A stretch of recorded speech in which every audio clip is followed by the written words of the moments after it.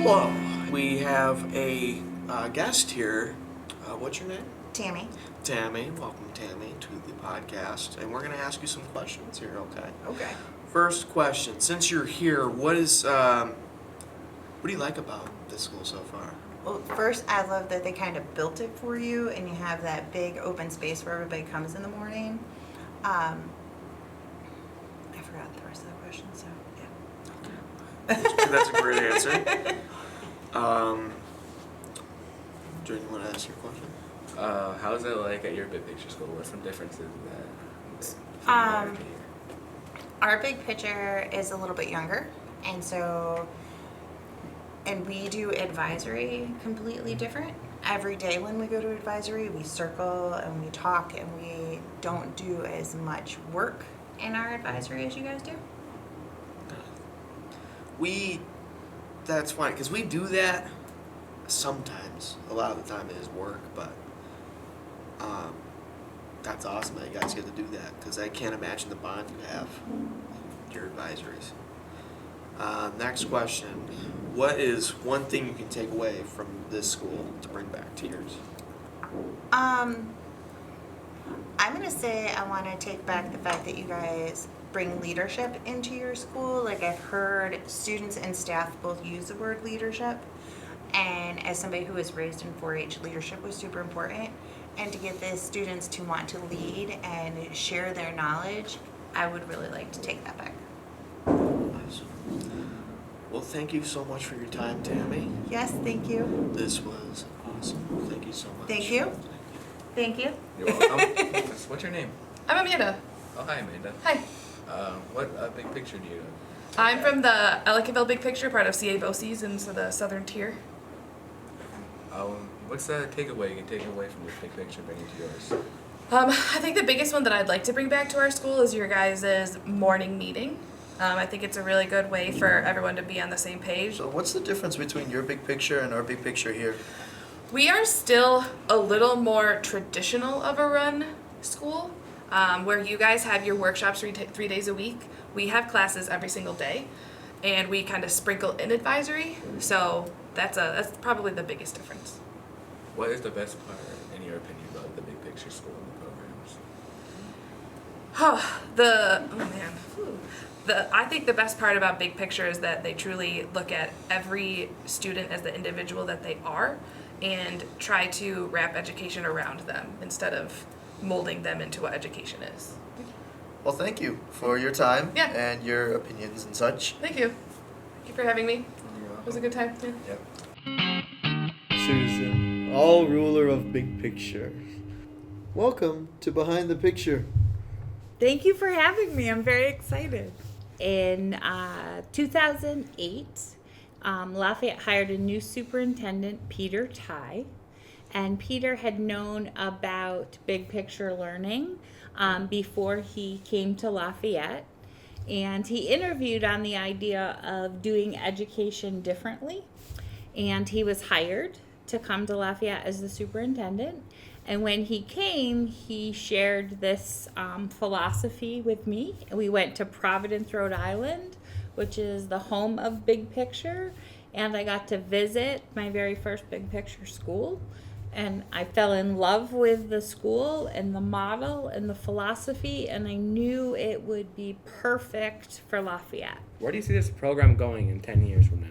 Ooh, that's exciting. So I would love to have a middle school, a Big Picture middle school here in Lafayette, where 7th and 8th graders who are maybe frustrated with the educational system or not doing really well could look at Big Picture as an opportunity to get re-engaged in school a little bit sooner. I would love to keep increasing our internship opportunities and other ways that students can explore community services. So what do you think of the reputation that Big Picture has built up over the years? Yeah, so I think our reputation really has changed over the years as people start understanding more about what we do and how we do it. I think change is hard for people, and when we first started, people really didn't understand what Big Picture was trying to do and how we were trying to do it. But I think over time, we've proven that we are really trying our best at re-engaging students to support the community in the work and really end high school with the best versions of ourselves. What made you decide to have students call staff by their first names or what they prefer instead of just going with the traditional last name system? Yeah, that's another great question. So I think that if we're going to have a working relationship where it's not like I'm in charge and I have power, I think that we should call each other by first names. Because if I am supporting you or advising you or working alongside you, we're equals in that. And really, honestly, I learn as much from you as you learn from me in our school, and so I really see us all as equals. What made you go to Lenny to start with him? Oh, so way back in the day, I was the assistant principal here at the senior high school, and Lenny was a science teacher, and I just knew that he was an amazing teacher. He really enjoyed his students, and he was engaging. I just thought that he has like really, really positive energy.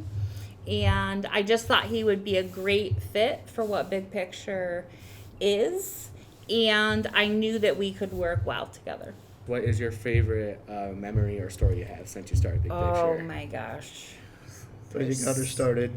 There's so many stories. One of the most powerful things that happens is during our overnight camping trip, because we all get together. We're all having meals together. We spend, 24 hours together. And it's just a really nice way to get to know each other. I see students helping each other. I see students helping staff. And just, forming our community. I think that every year that's one of my favorites. Yeah, I'm definitely looking forward to next year's. Awesome. How do you feel Big Picture as a community is like growing? And how far has it grown in your eyes? Yeah, I think that, we started from nothing, right? And so we had to figure out how we were going to interact. And those early years, it was hard, right? We were trying to figure it out and work together and create something that was nothing. And so now we have the opportunity to kind of rely on what was done before and tweak it. I think we have this ebb and flow of community within our school. I think when we think about it and we focus on it, we're the best. And when we start to not think about it, we get relaxed, then sometimes we lose our way. And then we have to refocus back on how we want to exist together.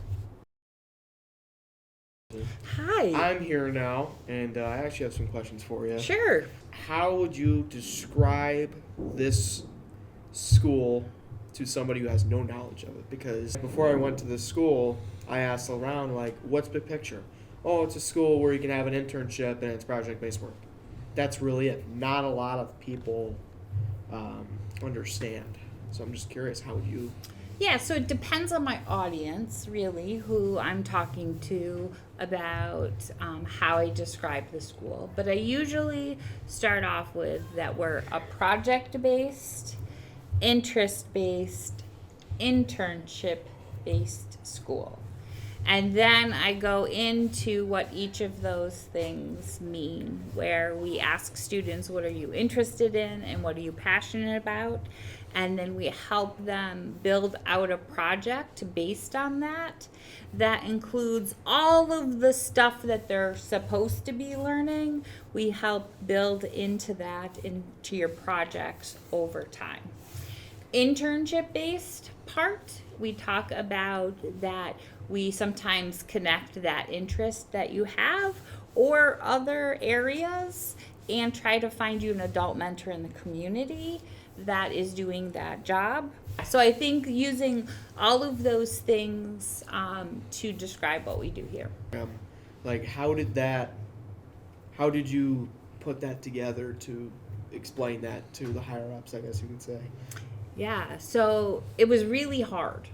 And if you ask Lenny, I cried every day. And that's true. Because it was so hard and so many people were confused about it or had questions about it or were kind of like actively working against what we were trying to do. And so it really hurt because I didn't think that there was anything wrong with what we were trying to do. We were trying to serve students the best we could. And so part of that crying, part of that emotion was just me not really understanding how people could work against that, right? Mm-hmm. But we always had this core group of support that really liked the innovative ideas and wanted to re-engage students. And then we had this group of people that were trying to, question our practices. And that's okay too, because all of those questions caused us to really think about what they were asking and made us figure out how to answer those questions. They were questioning you, which made you question yourself, which made you better. Exactly. This big picture school, would you say were we one of the first big picture schools to open, or were there other ones? No, there were other ones before us. So I think this year is coming up on year 30 of the first big picture school. So we are in year 17 of ours. So they had quite a big jump on us.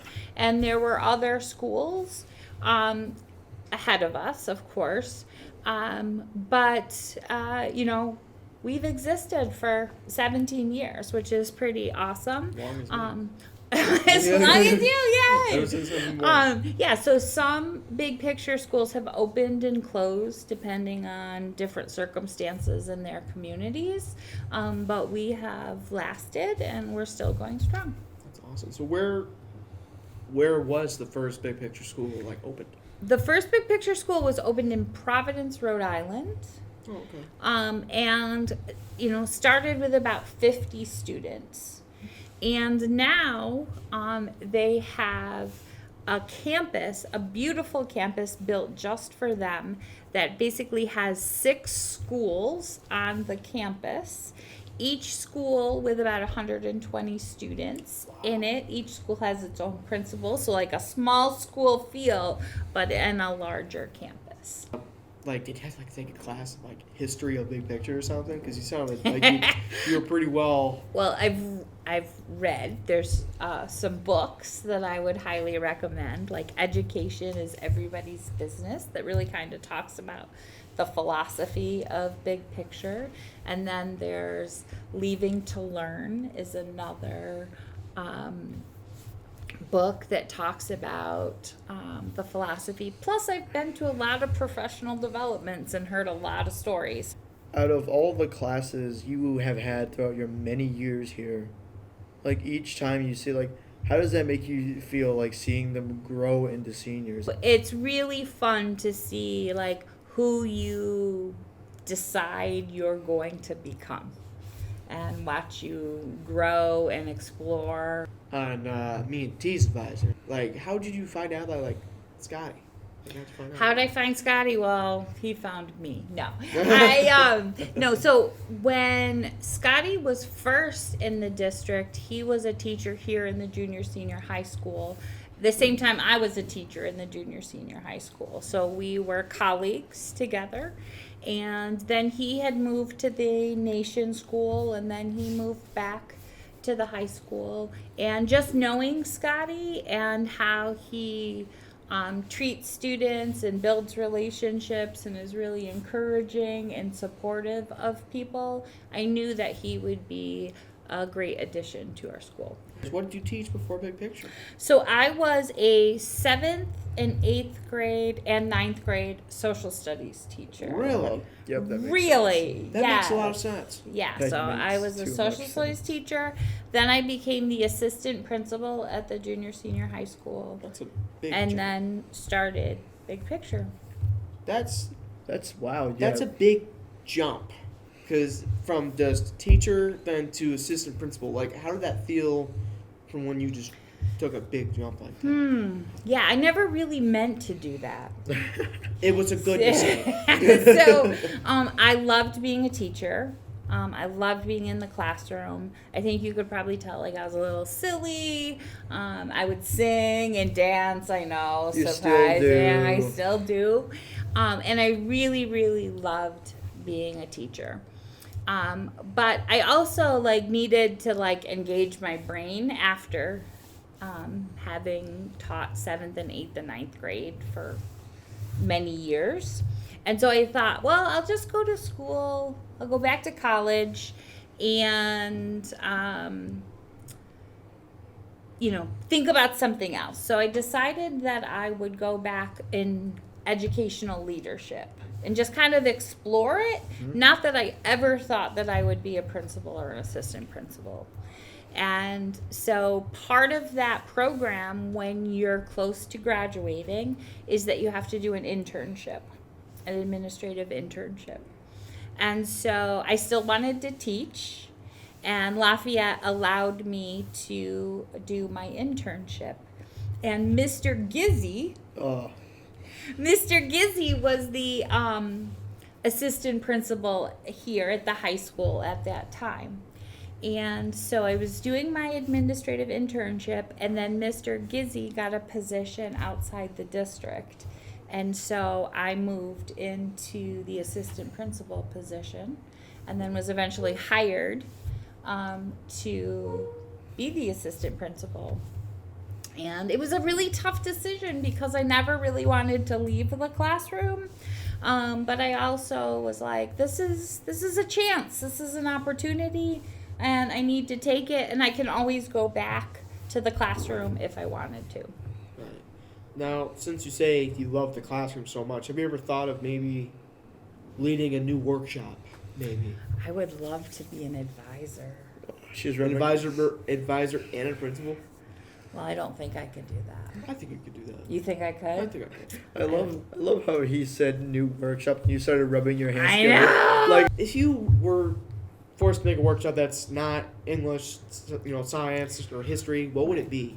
Like completely innovative. I don't know. I think I would really like to do project development ideas, right? Like a just brainstorm a class? brainstorm class. Yeah. My schedule is so different, right? If something goes wrong or sideways, I have to stop what I'm doing and take care of Right. those kinds of things, and so that really prevents me from having a specific time in the schedule. When you feel like you're almost done with your your working career in this school, what is your biggest goal? So when you leave and go in that parking lot for the last time, and you look, what goal would you want to be achieved? I want there to be a middle school. I want there to be a place for younger students to have the experience of community and being known and being loved and have the opportunity to start thinking about their future in a really positive way. I want there to not have Regents exams. And the state of New York is, talking about this. How do we transition out of Regents exams for graduation requirements? So I am not leaving until there's no Regents exams, and we can talk about what our time would be used for if we also didn't have to prep for those Regents exams, because I think that's really exciting work. People are talking about it, but the state has to approve that. Right. And then we have to know what the rules are going to be. And I say that I'm not leaving until that's done. That's a goal. We'll see. And that's very good goal. Very rigorous. Very rigorous goal. Very rigorous. Yeah. Thank you so much. Thank you, Susan. Thank you. so much. Thanks for having me. I've been waiting for this invitation. Oh, please. yeah. We plan to have you on the podcast a lot. Yeah. All right. Yeah. Call me in anytime. All right. All right. Thank Do it. you. Yeah. Yep, no problem. We are now going to talk about music and how it influenced us in our life, or maybe like a specific artist or band that really, really just inspired us, or we related with, or we understood the most. We're going to start with Drayden. Drayden, what is it? I don't really relate to many artists, but I just like music because it's kind of something normally that calms down, or like just something to vibe with. Like when I'm standing there in my room with nothing to do, or just playing games and I'm chilling, or just putting some music, some hip hop, some rap, whatever, and just start just cruising with it. Gotcha. What kind of artist though? Like, I'm interested. Like Lil Wayne, Snoop Dogg, Tyler the Creator, Drake, Kendrick Lamar, a lot of the big ones. And J. that's Cole. that's one of those new rap Yeah. artists, right? Okay. Rap, hip hop, whatever Gotcha, you want gotcha. to call it. New rap music. Okay. Now we're gonna go over to T. T, what's an artist that inspires you? Snoop Dogg. He some of his songs he sings them like really slow, he like sings them slow but constant. So it's like very, very like calm, very slow, and it just calms me down when I'm like angry or something happened that I don't like. I just put in my headphones, pop in some Snoop Dogg, and all my troubles go away. I really respect that, T. Because with that, it's taking music to another level. It's how, because music isn't just to make sound and make money. It's to share with others, right? It's to help people cope or understand. It's meant to inspire. It is made to inspire. So, my favorite artist is the Red Hot Chili Peppers. They are like my favorite band of all time. This morning, I was cranking some of their songs this morning because, like these guys kind of said, it gets me up, gets me going, because their signature sound is like funky.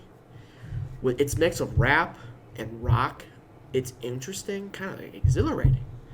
And another reason I like about this band is they make music that's not just for up, moving around. It's also for just like a chill. I would highly recommend them.